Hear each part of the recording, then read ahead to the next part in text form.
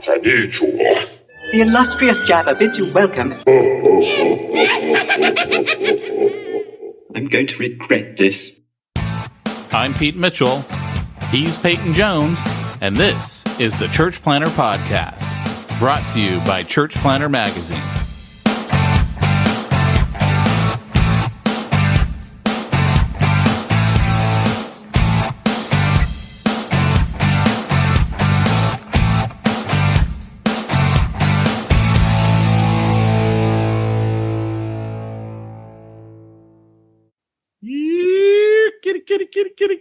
Kitty. Hey, G-Ma's not here today. Kitty. Hey, Church Planter, this is Pete Mitchell. And this is Peyton Jones. And who is bringing us this podcast today? Yeah, I didn't set myself up there. It was the who here kitty threw me again, and she's not even here. Hey, Church Planter, today's episode is sponsored by portablechurch.com. Which, if you are a mobile church or a portable church, which means you got to set up and tear down every day, then you are going to need to get in touch with Portable Church Industries. They're at portablechurch.com. And you know what? I'm going to be church planning, Lord willing, within the next year or so, at least getting my core team built up and getting ready to go. And I promise you, I will be in touch with these guys because I will be a mobile church. And portablechurch.com is going to change my life, and it'll change your life as well. Get in touch with them, portablechurch.com. Awesome. So, I can't wait to hear this story. Come on. I've been waiting it was going to be a month, but you shortened it by 3 weeks. Pete tells me, I got this thing, but I can't tell you for a month. I think I built it up too much now. Now it's not nearly as cool. Well, when you tell me you can't tell me for a month, that is the buildup. So, guys, here's what happened. I got this letter in the mail. Wait. Can we back up, though? Because this goes all the way back. I'm setting that part up. All right. I'm setting that up. I got this letter in the mail that so disturbed me, distraught, brought shame and anguish, and I was in the dumps. I could not talk about it. I couldn't tell my wife about it. I couldn't tell Peyton about it. I could not talk about this. And Peyton's like, man, what's going on? I'm like, dude, I can't talk about it. I can't. And he goes, well, I got something I got to tell you too. Excuse me. I go, what? And he goes, my daughter's got a tumor. I'm like, dude, I cannot now talk about this ever to you because my daughter's got a tumor versus Pete's stupid problem over here ain't even in the same ballpark. It is nowhere close to each other. Just help put your little problem in perspective now, didn't it? It did to the point where I was like, this is ridiculous. I can't. And so it took me 3 or 4 days to where I finally got the nerve up to call these people to find out what was up. So this is why I'm like ashamed. You're going through like, my daughter's got a tumor and this is Pete's problem that he couldn't even talk about. Let me just see if I know what it is. Okay, please, go ahead. Please, no, okay. I want you to guess. These are things that went through my mind. Pete has a tumor. Yeah, no. Let's see. This is a fun game. They told Pete he couldn't get a license to carry in at least one state somewhere in America. They told Pete they were out of stock of a certain mod on a gun that Pete wanted. Let's see. I did think health related. I thought someone's coming after Pete. Pete's going to court. Of course you think health related. You're a decent human being. Like that would at least be acceptable. Wait, I got it. The Columbia tape of the month has finally caught up with you, and you owe them $96 because you did not fulfill your commitment. You thought you were done with them. Okay. Here, I'll let you see who it's from. Oh, you got rejected to be a chaplain? No. Oh, okay. All right. Oh, because I was putting you on the right side of the law. Okay. It says Orange County Sheriff's Department. Go on, Pete. All right. So you guys got to understand our state, our blue state is not like a real free state. We're the communist state of California. So as you guys have been listening to the podcast, you know, Petey has taken up the hobby, the sportsman-like hobby of shooting. Hey, it was wearing Star Wars underwear for a while. Then it became driving your Charger. And then, they came out with a new version, right? Of the Charger? Yeah, it goes Charger, Hellcat, Demon, and then there's another one now. It's really? I'll find it for you. I saw it last week, and I'm like, well, Pete knows this. Just the Demon. They were only going to do that for 1 year and a limited run and all that other. Yeah, there was another one that was even worse. So anyways, go ahead. So in California, to exercise your constitutional right to carry a concealed weapon, even though it's a constitutional right, we're the communist California. We don't really care about the Constitution here. You got to apply. Many counties it's controlled by the sheriffs for each county. Many counties in California just flat out won't issue. San Francisco, San Mateo, Alameda, you're not going to get one. We're not going to give it to you. It doesn't matter that that's unconstitutional. San Diego, really, really difficult to get it. And the Supreme Court refused to hear the case because this guy was denied it because they said he didn't have a good enough reason.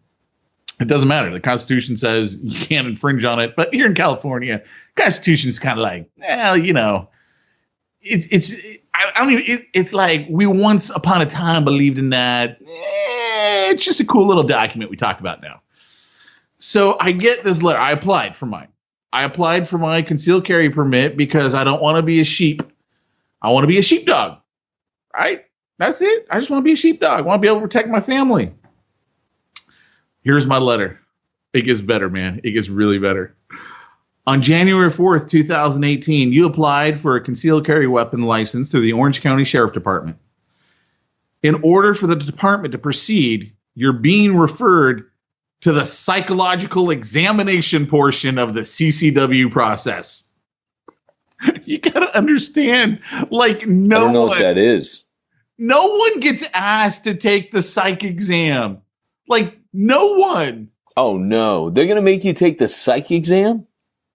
I had to take the psych exam to continue. Oh, and you were worried that you weren't going to pass. I don't know why they asked me to take it. I'm thinking, is it because I work with pastors? Because I put all this, you got to give them a reason. And I'm like, I work with pastors. I'm like, is it because I buy a new handgun every 30 days? Like in California, you can only buy one handgun every 30 days. And so like almost, and they actually print it on there. They tell you what minute and second of the day at which you can buy your next gun. And I'm like almost to the minute going, okay, now I can buy my next one. Now I can buy my next one. I'm like, dude, maybe they're like, who's this crazy guy who all of a sudden has decided to have a small arsenal in his garage? That's hilarious.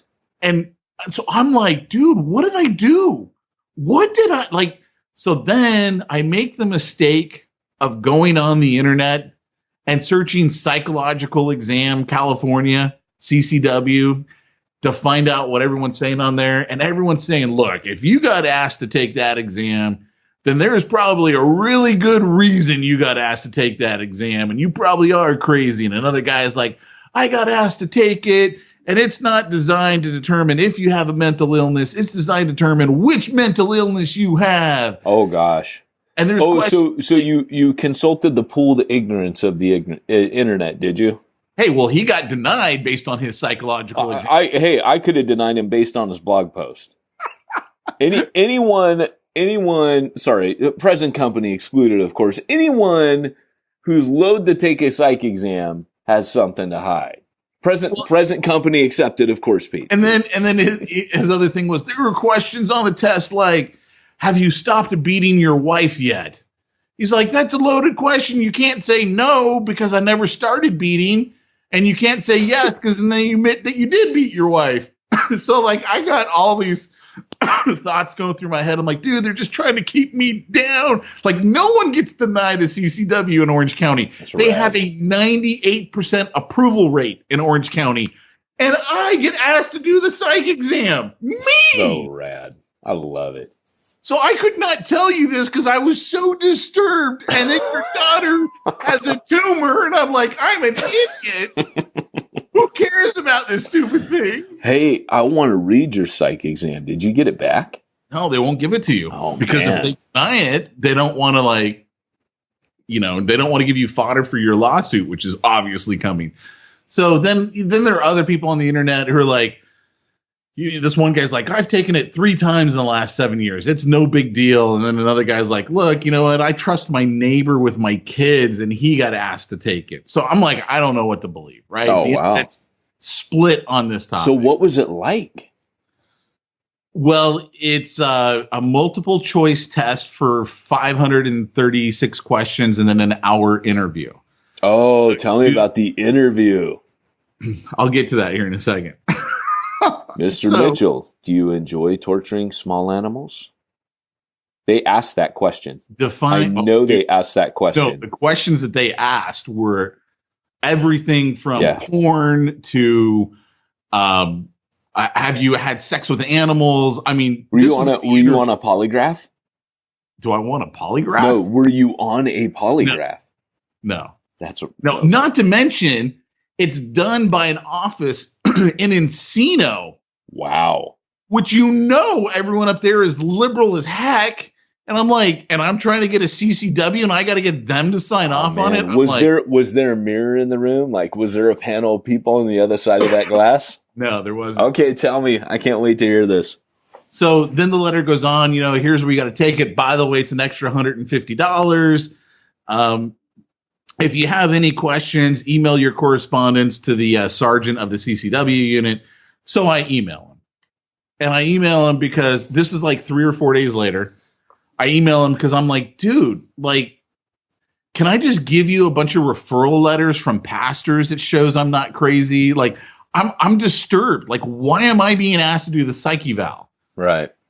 I don't even have a parking ticket. Like, I got nothing on my record. Right. So that you know of. Well, that I know of, right? I don't know. I don't know what they're. You always hear about your permanent record as a kid, and maybe it finally caught up with me. I knew I should have turned in that science project. You know what's funny is, did I ever tell you the time that I had to get the global clearance for international? Like when you're coming through customs, I just go to one dude now and I'm done. And don't wait in any line. So I went through this thing, and I had to go down to the border at Tijuana and literally go into this customs office there. And I sat down, and the guy goes, you realize this being recorded? Yes. And he goes, do you realize you've been pretty much, we've done background checks on you at least 3 times since you entered the building? I'm like, what? It was creepy, dude. Nice. He pointed out all these cameras and he says, oh yeah, we know everything about you. And he started listing off, boom, boom, boom, boom. Because you give them information, but the second you walk in at your appointment, they're boom, boom. They're checking everything. They're checking your record in the last, since you filled out that, it's usually a couple months. Dude, it's creepy. It is a creepy experience. That's funny. That was for travel, not for killing people. Well, this isn't for they're listening to this podcast right now. Shh, they're listening. Doesn't matter anymore, baby. Doesn't matter anymore. So I email the guy. I email the sergeant. And I'm like, can I give you letters of recommendation from pastors? I'll come in and meet with you personally. I'm like, don't send me to Encino. It's a 4-hour test. Mine ended up being closer to 5. It's 2 hours to get from my house to Encino. It's 2 hours to get back. It's a day out of my life, right? So I'm disturbed. Meanwhile, I've already gotten my Arizona concealed carry weapons permit, because Arizona's like, no, if you're legally able to do it, the Constitution says you get to do it. Here's your permit. And they just give it to you. It took less than a month to get it from Arizona. Unfortunately, California doesn't recognize Arizona's permit, or I'd be good to go. So I called the guy, and the guy was really cool. And I could tell he was telling me stuff that he wouldn't tell the average person. So he goes, look, there's 2 ways that you get flagged for the psych eval. One is there's something on your application that triggered it. He goes, I've looked at your application. There's nothing there that triggered it, which made me feel good. And he goes, the second way is every 50 to 75 people get randomly selected and they got to go take it. He goes, you won the lottery. You randomly got no way, dude. Got to go take it. So that made me feel worlds better. It wasn't like, Pete buys a gun every 30 days. He's crazy. It wasn't anything like that. I was randomly selected. So I called up the people, took like 4 weeks to get in there. That was last Monday. Went up there, took it. The lady was so liberal. It was obvious she was liberal. So in California, she was looking at you with disgust, like you stinking disgusting piece of CCW. Meanwhile, this is the first day I'm on a cane. I can barely walk. I'm like, dude, it takes forever to get this. I am going to this stupid appointment. I am doped up on so much pain meds, ibuprofen at this point. But I'm like, I've got to get to this test. I got to get this stupid thing done. So, I had to sit through. I was literally waiting in their lobby for almost 2 hours for my one-on-one exam. And the biggest thing that she had a problem with, like in California, you got to have a reason to get a CCW. It doesn't matter that the Constitution says you get to do it. In California, they want a reason. And so she's like, what's your reason? And I'm like, dude, I didn't know I even needed to remember what did I write down as my reason. So I'm like, I hire felons because Wayne is technically a felon. So that was part of my reasoning. And so she's like, well, I don't think you should be hiring felons. Maybe you should let someone else hire them. And then once they've proven themselves, then you hire them. And I'm like, that's not really giving people a second chance now, is it? Yeah. Like that's not. Well, if you got a gun on you, and you're around felons, they could take it away from you. I'm like, funny how the liberal agenda always assumes someone else will do it.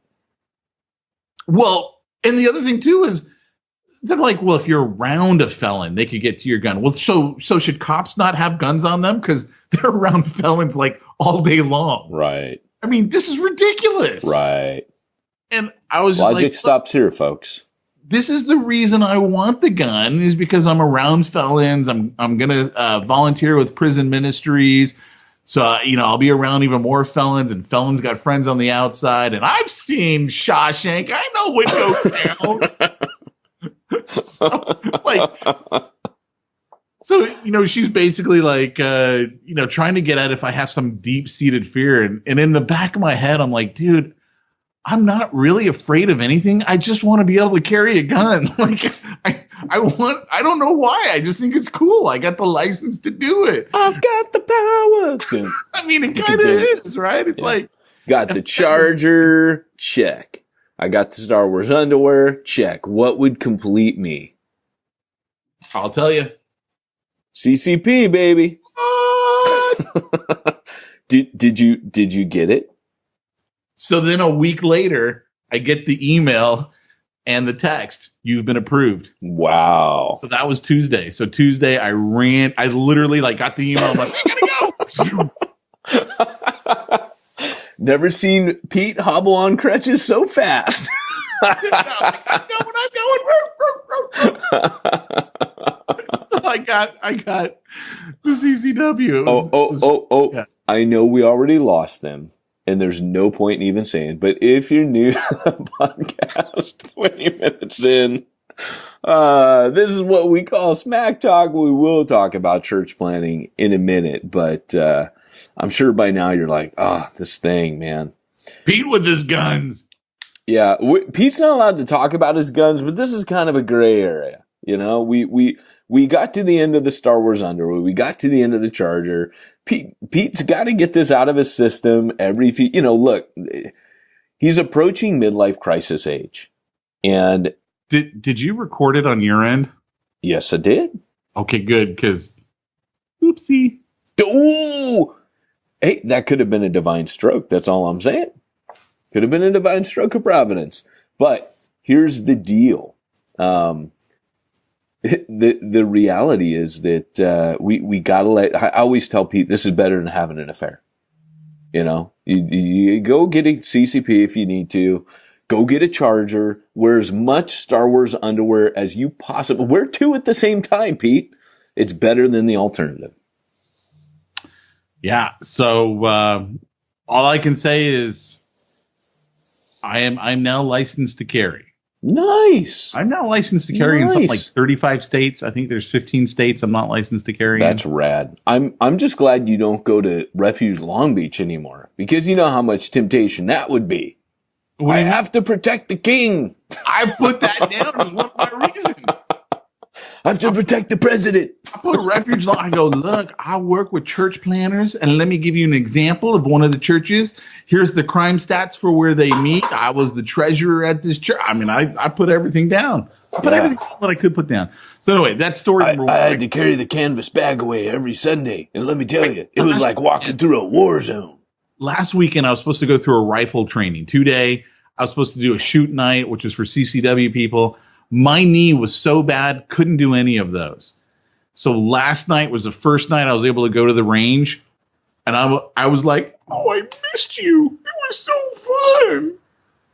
And I'm telling you, man, I was on. I was on. That's all I can say. That's the funniest thing I've ever seen.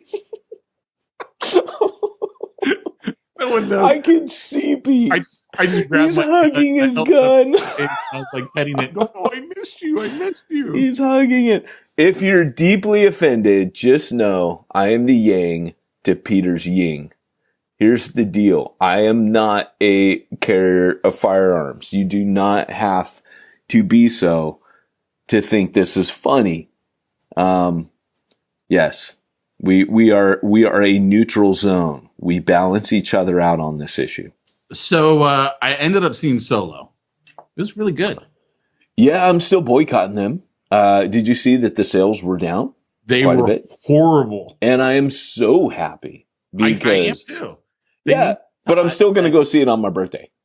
When's your birthday? I figure she learned her lesson by now. I'll go see it. My birthday's coming up Sunday. So all of you who are on Facebook wondering, what should I get, Peyton? Amazon gift cards are my favorite. Oh, wait. No, I changed my mind.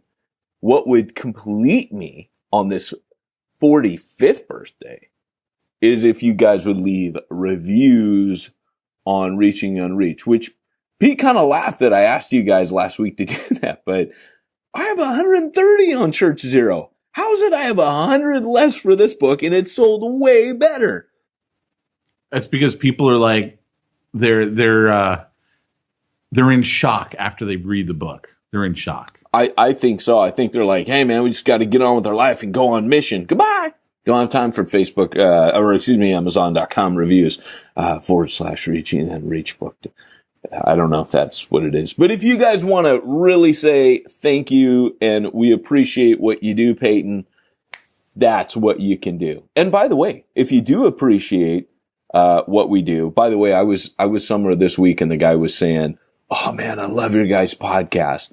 And I always feel kind of sheepish, like, because we know, right? It's like when I run a church, we all know it's not the best church, you know? We all know it's not like running a great show. Like people who are like, oh, I listen to your podcast. I immediately freak out. Like, I'm like, oh, crap.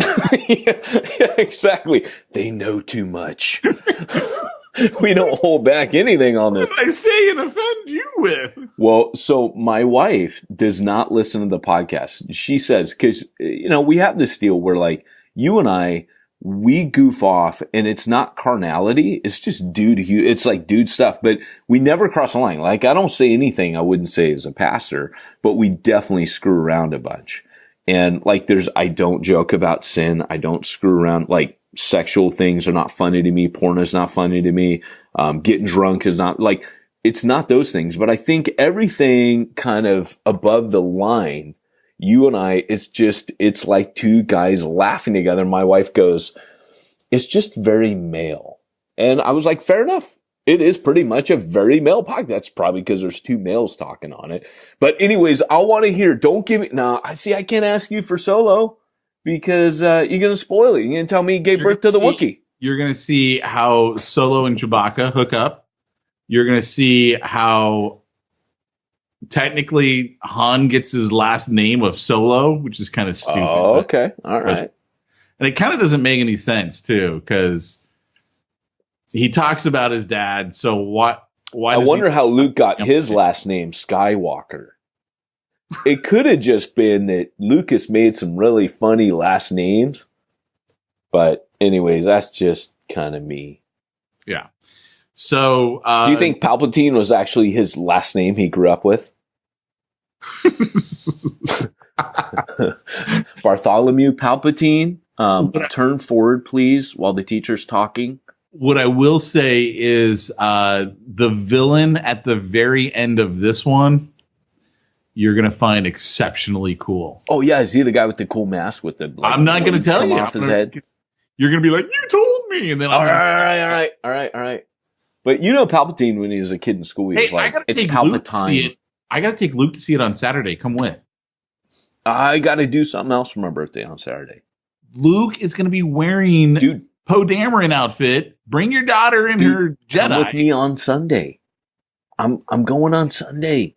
I might go on Sunday too. It was that good. I think I might do a 3-peat. Yeah, it's. Oh no! Don't give her more money. What are you doing? No, wait for the DVD now. It was good. Resist, Pete. Be a rebel. It was good. I still don't care about episode 9. Ugh. Because episode 8 was so horrid. Yeah, I don't think Disney cares much for episode 9 either, and particularly after this, because this is definitely a backlash. I mean, they came in at like 84 million. Yeah. And for a Star Wars film not to like break 200 is crazy. You know, I love how they're like, oh, maybe the market's too flooded. Really? Look at how many Marvel comics movies come out and they all break the record break. It's because you haven't ruined the franchise. Right. And you didn't tick off your fan base either when it came to Marvel fans. Whereas Star Wars, and when I say she, it is the current director of Lucasfilm. Her name's Kathleen Kennedy. She made the statement, and this is just something that you can't do. She makes a statement to the fan base. Oh, you guys get over yourselves. You'll throw your money at us the next film.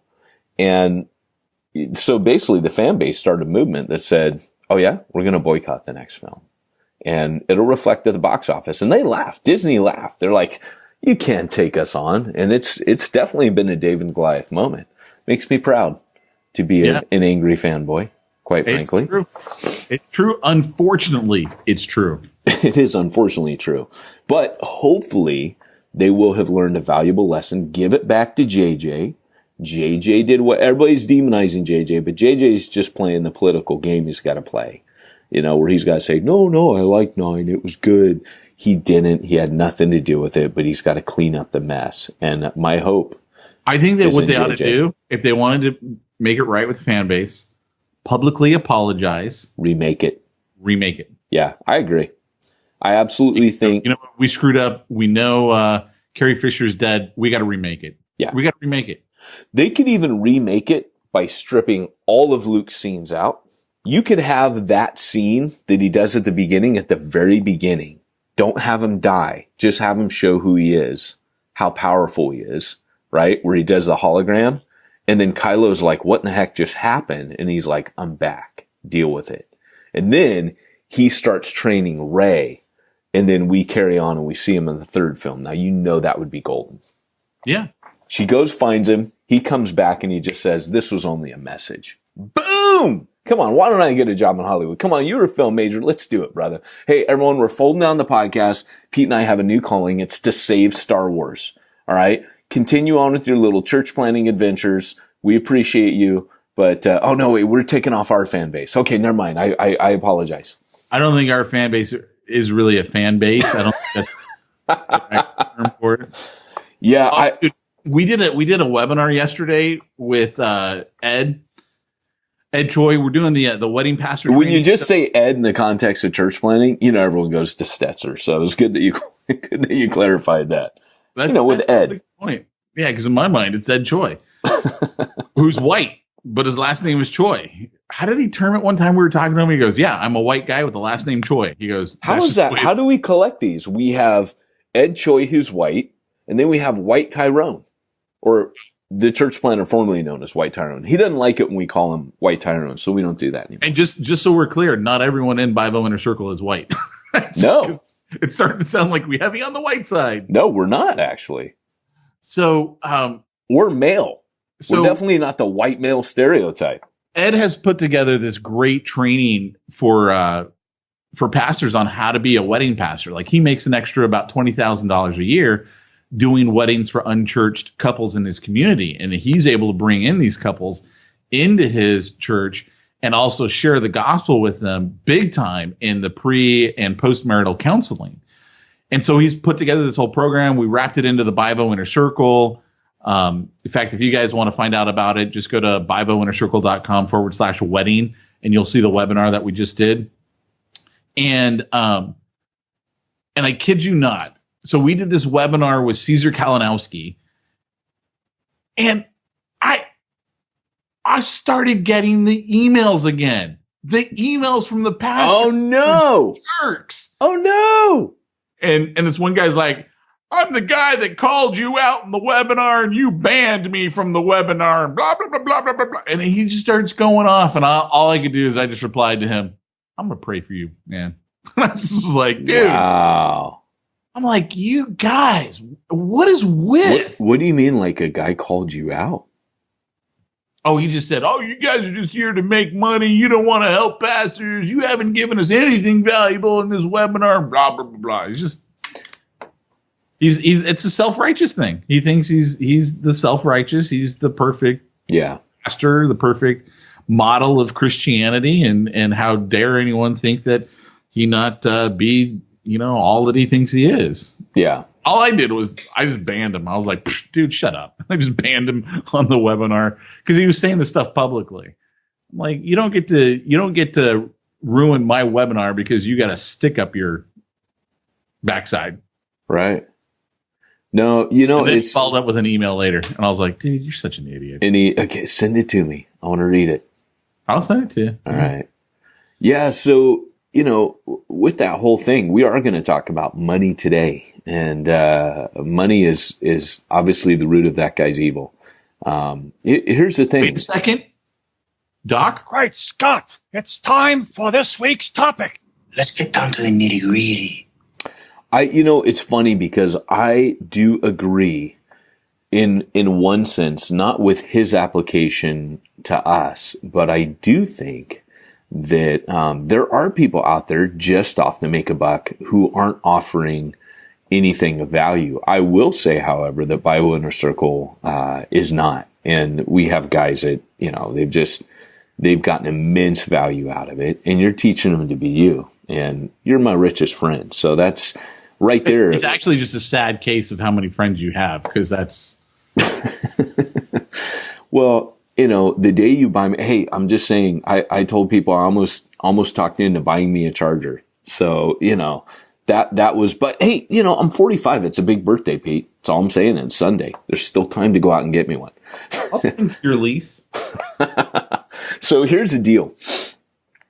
When it comes down to it, guys, we want to talk about money today and what right do ministers have to make a living? That's a subtitle, but the main topic, because this ties into it, is, are Christians required to tithe? And even that is a subtopic to the real topic. The real topic came from a question that I got from a church planter who just emailed, and he said, hey, I'm reaching unreached. Kind of like you talk about in your book, cha-ching, reaching and then reachbook.com. Amazon review. Leave a review. So, happy birthday to me. But here's the deal. When you look at it, it is a legit problem that when you really start going after people that nobody else is, in your support, let's say you got a church that says, hey, we'll support you for 2 years going into that neighborhood, and maybe you're working as a tent maker, what have you. At some point, the church has to carry its own weight. Now, okay, aside from the philosophical issues you could get into that, it can be relatively cheap to do church, right? I mean, you can do house church, and that's I would say relatively free. You can do potlucks. A lot of times one person or a small group of people end up footing the bill for everything, even in that model, right? You just got people that go, hey, you know what? I make a lot. I'll give a lot, like Paul says in Corinthians. But anything you centralize, as Hugh Halter points out in his book, Bible, you have to pay for. Whatever is decentralized is free, but whatever you centralize is paid for. And so there is a biblical mandate to give. The real question becomes when you try to get people that are maybe disenfranchised, they're the duns, they were done with church, but they appreciate what you're doing, they come back, or people that are completely new to the religion thing. The old saying is true, the last thing to be converted in your life, the last part of a Christian to be converted is his wallet. And it was Tozer that said that. And Jesus made that statement that where your treasure is, your heart will be also. And so, you can flip that around where your heart is, your treasure will be. It's where you invest. Wherever your heart is invested, your money will be invested there too. And we know this. So like right now, Pete's super into guns. So he's investing in that, right? Like that's just a natural rule of life. If your passion is to build your business, you're going to invest your money in that. And by the way, that's not to say that if you're doing those things, your heart is not in the kingdom. It's just a rule of life. But Jesus is applying that now to the faith. Faith is often something very nebulous. And Jesus is saying, hey, look, Jesus is saying the same rule applies. You will invest your time, your resources, but your money, your treasure, into whatever you're passionate about. And so right away, from the very beginning of the Old Testament, worship was connected to giving. It was just a part of your worship. So if you wanted to worship God, it was always based on what you could afford. So there was a tithe. You were to give a tenth of your income. Tithe means 10%. It's an old English word we don't use anymore, but a tenth of your income was to go to support, get this, by the way, it wasn't to pay for the animals that you sacrificed. It wasn't like you pay to play. It was literally that you were supporting the Levites, the ministers. Now, the New Testament brings that same thing in. We are still told to give to support ministers. And that, when you hear the argument that people say, oh, well, tithing isn't biblical anymore, that is kind of true. You never see where Paul says, hey, give 10% of your income. But what Paul does say is you need to see that those who teach and labor in the word are worthy of double honor. And now, recently in the news, we had, I can't remember which televangelist it is. They all look the same to me. They're all a bunch of false prophets. But when, the $54 million jet. Yeah, you had to have it. And he's on the show with Kenneth Copeland. And I'm sorry, but it's my duty as a minister of the gospel to call out heresy and false teaching, to protect not only the integrity of the gospel, but also the saints. So here you got, these guys, they're total false prophets talking about how they need their multi-million-dollar jets. And I guess where I start really is this is apparently a conversation he could relate verbatim that he had with God, and about God telling him that he needed to get this jet.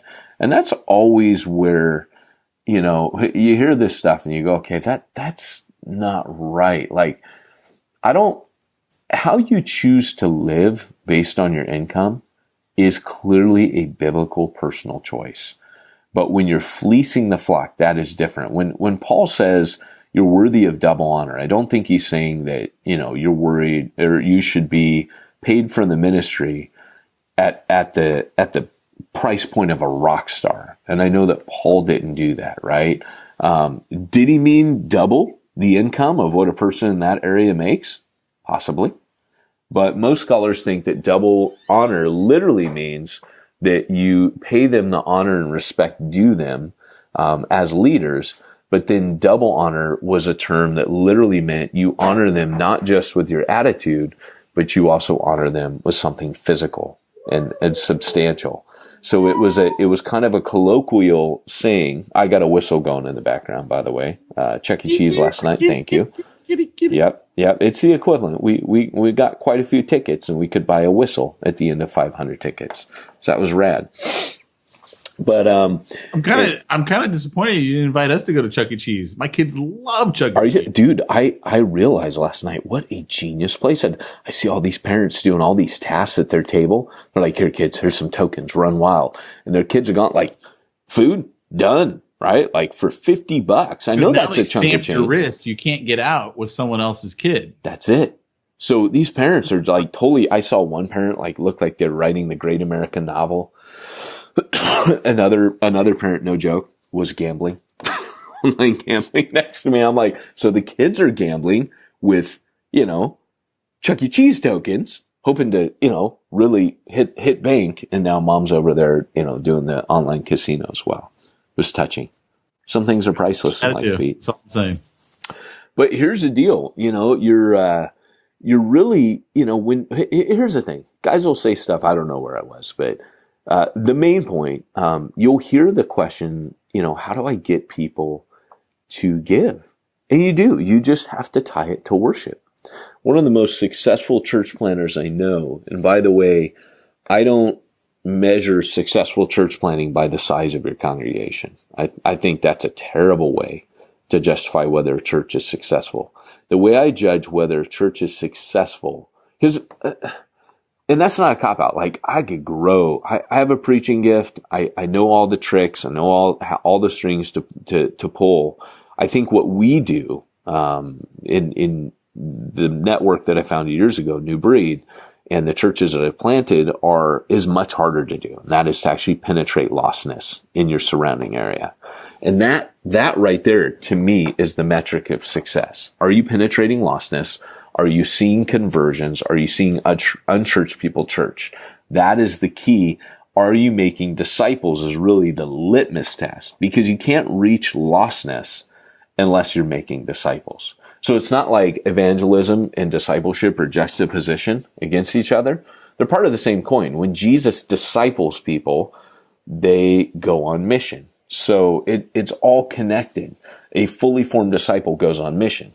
So when you have a church that's reaching lostness, that's successful. Well, a buddy of mine has a church in Cathedral City, just outside of Palm Springs. He was one of the first guys that I helped train when I got back from Wales. And he, from day one, stood up in his pulpit and he would say, hey, everybody, and it was that one-liner. We've talked about this before, but I learned a lot. You learn from your students. I really learned from him, because there was that time where I was like, hey, we're in the inner city. There's no way I'm taking a collection. And I can't remember who it was that challenged me, but he said, hey, you're robbing those people of being able to give. They're homeless, but they're worshipers of Jesus, and you're robbing them. You feel you're robbing them if you take a collection, but by not doing so, you're robbing them more, because you're robbing them. They may only have a dollar. It may be the widow's mite, but Jesus says they're giving more than anyone else. Do not rob them of that. And I was convicted. I was like, dang, you're right. But my buddy in Cathedral City, he from day one, he's been fully supported, because he started off doing this. Hey, everybody, one of the ways biblically that we worship God is we give out of what we have. And so that's going to be a part of our worship service today. Just as part of your worship to God, give from God.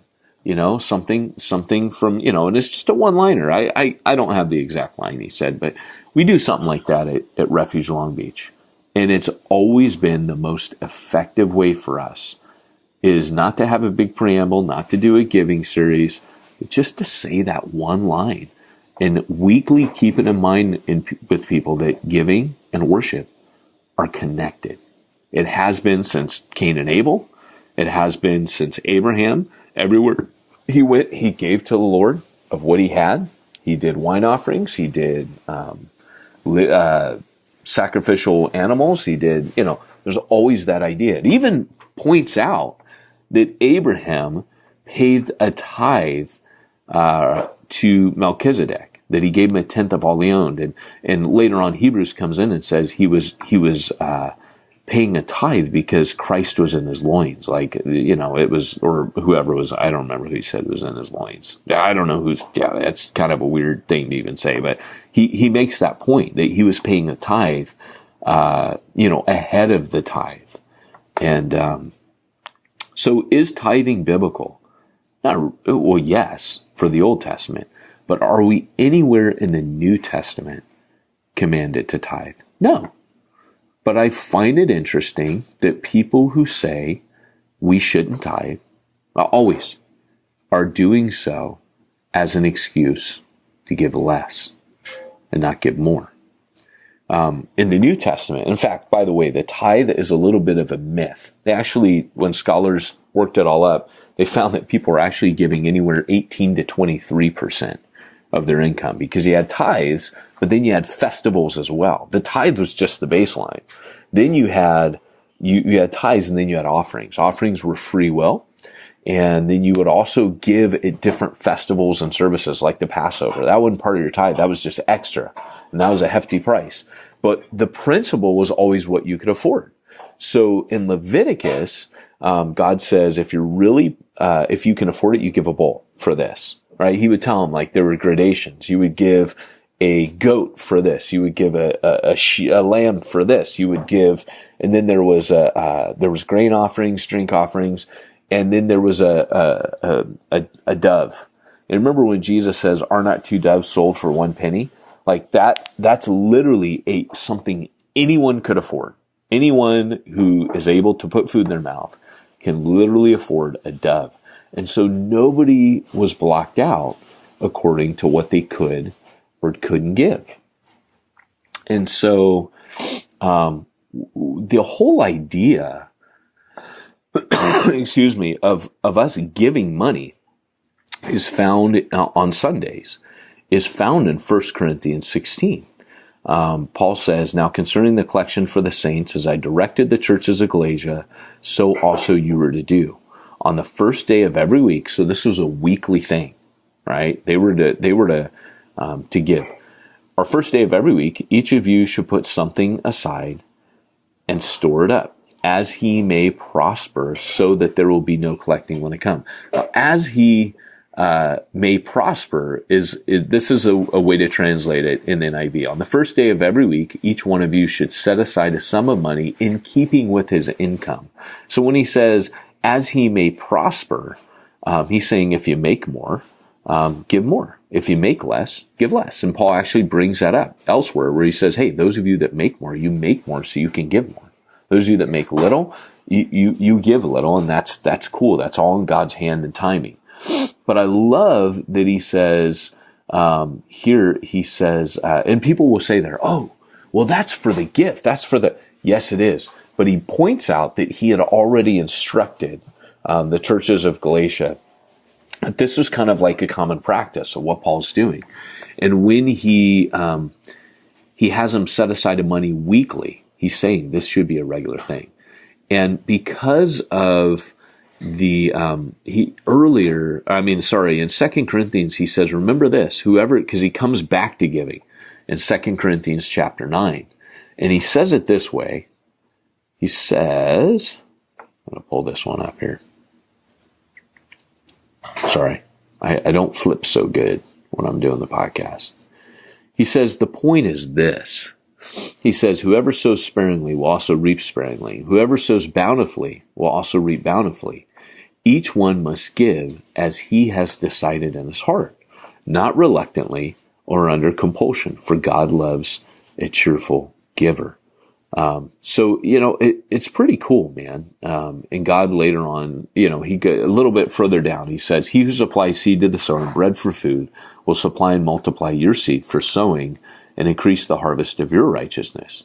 You will be enriched in every way to be generous in every way, which through us will produce thanksgiving to God. For the ministry of this service is not only supplying the needs of the saints, but it is also overflowing in many thanksgiving to God. And then, and he's specifically speaking about the gift there that, he's asking, this will be like an offering. This isn't their regular giving. This is on top of their regular giving. That's what, to me, makes it a stronger argument, is he's asking them, look, every week, bring this, because they already had the responsibility of supporting the ministers, just like the Old Testament, for which a tithe was set up. So nowhere in the New Testament does it say you have to give 10%. But this is what I always like to tell people. Don't you think, because people go, that's Old Covenant. Don't you think in the New Covenant you would have more of a reason to give? I mean, Paul, in the passage I skipped over, says, for God gave freely to us through Jesus. He's applying everything in the Old Testament, which was the atonement. The priests carry out atonement. He applies what Jesus has done through the atonement is he freely gave everything to you, should you not. So there's this sense in the New Testament where it's an abundance mindset. You give out of your abundance. You give out of your blessing. And it's part of worship and thanksgiving. It's not an obligation. So I don't want to see New Testament believers married to an Old Testament obligation. What I want to see is what Paul's trying to generate here, and that is a thankfulness, an overflowing of thanksgiving to God that's worship-filled, spirit-filled. And of course, Paul makes that one statement where he says, each one should determine in his heart beforehand what he will give. And that's a key right there. Each one determines in his heart beforehand what he gives. So you're not told what you have to give. You are allowed to make it all a free will offering. But then Paul comes back and says, but no, he who sows sparingly will also reap sparingly. He who sows in abundance will reap in abundance. And I've talked this whole time, Pete. Sorry.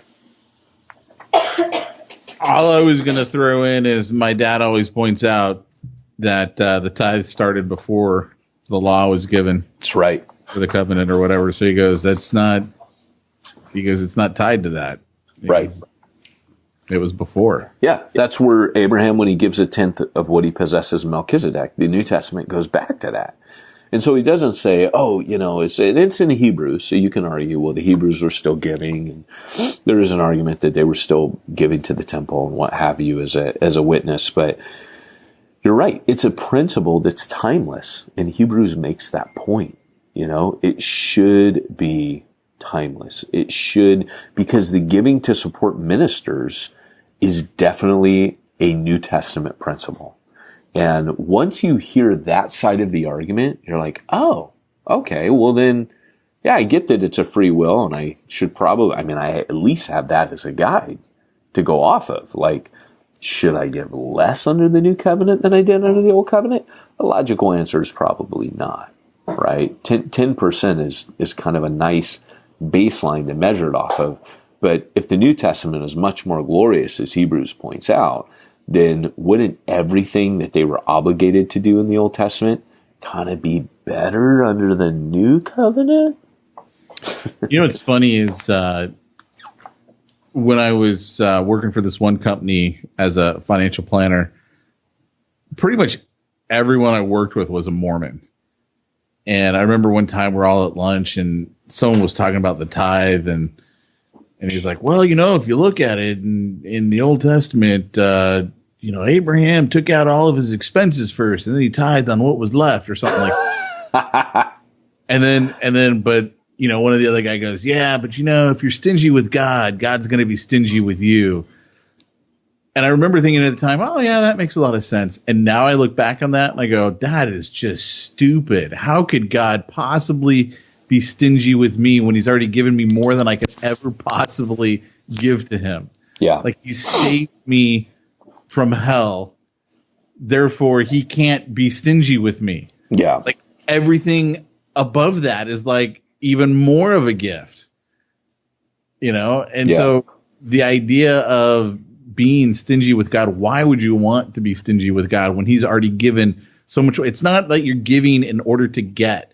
Because I do remember growing up and in Sunday school and on the TV shows, when you give to God, he gives you back fivefold. And there was always like, I gave this in the tithe, and then God gave me $200 this weekend. And it was never about giving to give. It was giving to get. Yeah. Right. that was just, it was the wrong mentality. Right. The right mentality is you give because he's already given everything to us. Right. Like you said, it's worship. Yeah. Yeah, I agree, man. And, it's funny because if I ever encounter somebody who, kind of brings that up, that, hey, we're not obligated to tithe, but we get to give and we should give more. If I ever heard that, it would be like, okay, but if you look at the people, and I'm kind of a fan of Larry Osborne's, I think you should look at the giving of the church. I think it's very helpful because often the guys that are the most vocal are the ones who pop off and tell everyone else what they ought to be doing and how they should do it. And they're usually not the givers. I find that the people that give, it's strange, man. There's like this, they usually are the best. They're the people you want with you because they're really with you. Like Jesus said, where they're investing their money, their heart is. And the other people, it's like, who in the heck knows what they're all about? They're usually about themselves. They usually want something, right? They're there to get. They're not there to give. They're not there to serve. They're sowing sparingly, and they're a part of often why the church is reaping sparingly. It's that mindset, that consumer mindset. And when you find people, like I said, it's just a rule in life, isn't it, Pete? I mean, I know you've seen this. The guys that talk about how awesome they are at everything usually do the least. You know what I mean?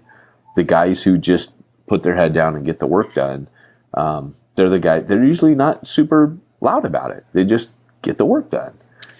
It's like that movie, Hustle and Flow. There's two types of people in this world. Those who talk the talk and those who walk the walk. Now, the guys who talk, they always try to get the walkers to do the walking for them. But all they're doing is talking. The walkers, they're usually too busy walking to listen to the talkers. It was funny the way That's good. That's good. But it's like that in church. And here, kitty, I apologize for the whistle. Kitty. But really at the end of it, the question comes again, and hopefully we've armed you with enough of a biblical foundation to kind of get to the bottom of this. But when you hear someone say, "Hey, I've got these nones and dones," the Bible's really the place to go to with people. And to remind, all these scriptures I peppered this in with, it's good to have those to hand. You guys know I was bivocational for 17 years, and Paul was as well, but Paul argues in the New Testament for the right of those to make their living from the gospel. And it just gives more credibility when you've got someone who says, I have the right. I may choose at times to do something different, but I have the right to this. It gives Paul's argument a little bit more clout when he says, hey, when I've left churches, I've left them often with tens of thousands of dollars in the bank. I don't spend all the money that's in the church account. I don't want to take as much as I can usually so that I can make sure the church is doing fine. That's usually as a church planner where I'm at. But the reality is, would I make a living off a church? No, definitely. Would it have been easier to plant somewhere else other than downtown Long Beach? Heck yeah. Would we have had more money? Certainly. Like Pete said, it was always an amazing miracle at the end of every month to see that not only could we pay our bills, but we had a surplus, right? And I remember you going, I don't know where this money comes from.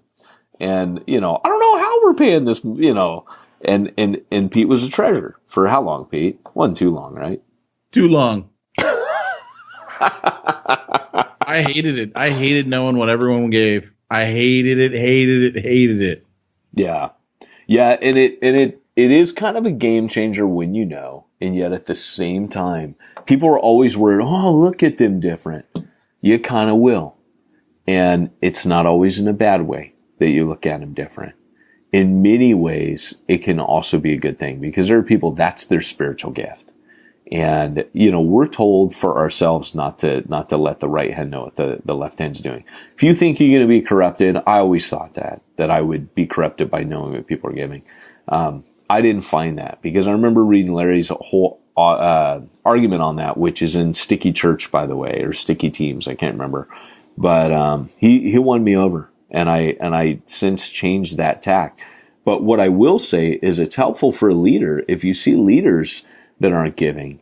That in itself right there is something. And I think you got to have frank talks with your leadership and say, hey, we really could use you modeling to the people. You're here to lead and lead by example and reproduce yourselves. And that's always something good. I do think there's a place, and I've done this before, where I'm making so little that I say, hey, my tithe is that I'm just not taking a paycheck. And that's okay. It's okay to be in that place.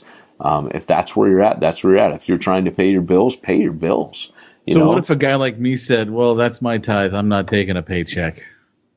I never was taking a paycheck.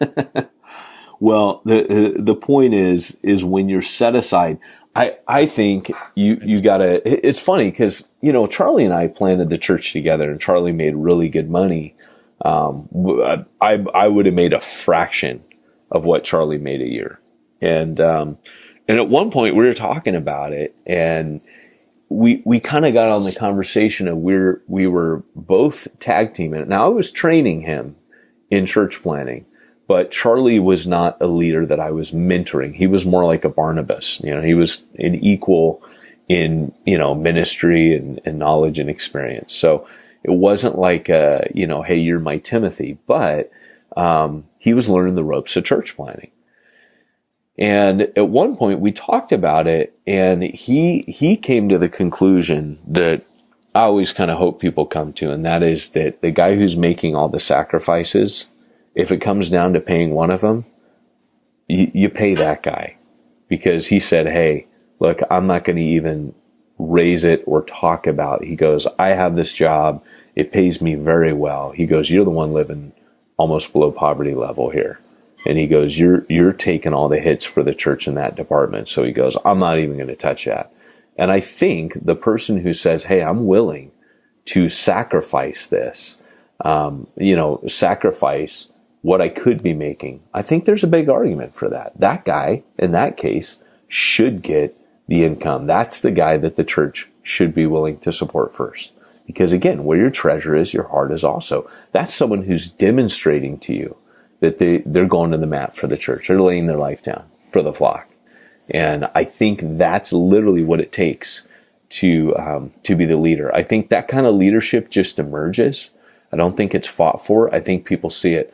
I was watching, this is a very off color illustration of this, but I was watching Gotham, which is the story of Gotham City pre-Batman, right? So it starts when Bruce is like 10 or 11 years old. And they show the Joker. They never say it's the Joker character, but you get it. And there's a scene where I think they took it from Malcolm X, because there's a similar scene in Malcolm X where Malcolm X is leading a group of burglars or whatever, bank robbers. And one of the guys says, hey, why do you get to be the boss? And he goes, well, let's decide right now. Both episodes, both the movie and the show did the same thing, where he puts a gun on the table and he spins it. And he says, right, let's play a little game and see who gets to lead. And, one character takes it and puts it in his mouth and pulls the trigger. They're playing Russian roulette. And both Malcolm X and Joker click the trigger 3 times. It says, that's who gets to be the boss. Any other questions? And he hands a gun back to him. And I think in many cases that is actually what leadership does. Leadership says, hey, I'll take the hits. I'll swallow the bullet. And that often establishes leadership. The guy making the greatest sacrifice gets to lead. The wrong way. You're supposed to aim the gun at the other guy and pull 3 times and go, I'm the boss. It's so funny you say that, because that's in both the movie. I remember watching that movie 20 years ago, thinking that's what was going to happen. It was the guy who becomes the leader, just takes a gun, blows the other guy away and goes, anyone else want to be the leader? But instead, this is how it plays out. And you see that the guy earns the respect of the others, in kind of a deviant way. Huh? I don't know how that, I would look at you going, you are out of your mind. I'm getting out of here. Well, maybe most of our core teams should do that as well. So, hey guys, I hope this helps you answer the question. Can we give you a formula for this? No, but constantly bring these scriptures up. If you're going to do that one-liner like we talked about, but it all comes down to discipleship at the end, really. And hey, once you take in all those offerings, Pete, somebody's got to count it and collate it and get it ready for the IRS. Who would that be? Well, it would not be Pete Mitchell. He doesn't like that job. It would be Simplified Church. SimplifiedChurch.com. What do they do, Pete? They simplify your church. Yeah, that's right. They will do your bookkeeping for you. They will do IRS compliance, and they'll even provide you with personal assistance. And I just love how every time we segue into that, if I've done it, Pete rolls his eyes. If I do it, or if I don't know what I'm saying. Pete, I gotta go. If Pete does it, I roll my eyes. Thank you. I needed that. I talked a lot today.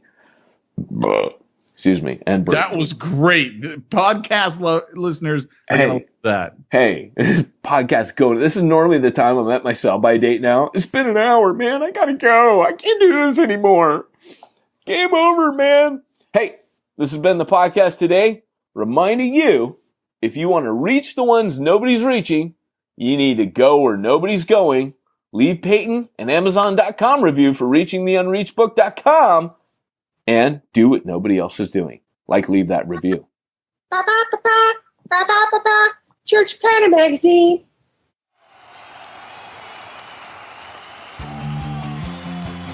Thanks for joining us for another weekly episode of the Church Planner Podcast with Pete Mitchell and Peyton Jones.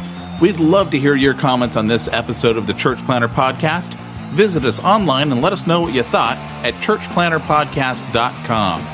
If you subscribe to us via iTunes and have enjoyed the podcast, leave us a positive review. The more positive reviews we receive in iTunes, the more iTunes will promote us to other church planners who would benefit from this show. This podcast is brought to you by the Church Planner Magazine, which is available in the iTunes newsstand or online via churchplannermagazine.com.